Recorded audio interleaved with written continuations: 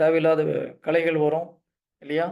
விவசாயம் பண்ணவங்களுக்கு நல்லா தெரியும். விதை விதைச்சவங்க களை பிடுங்குறதுக்குன்னு ஒரு நாள் வச்சிருப்பாங்க.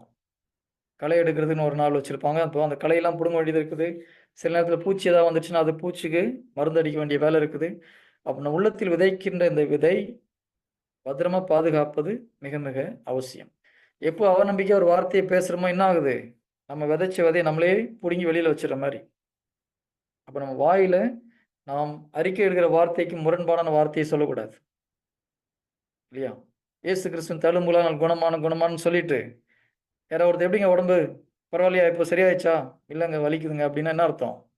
நம்ம விதைச்ச விதைய நம்மளே புடுங்கி வெளியில வச்சுட்டோம். சிலர் என்ன பண்ணுவாங்க, "நானு 1 வாரம் ஜெபம் பண்றேன் இன்னும் குணமாகலன்னு சொன்னா என்ன ஆயிப்போது?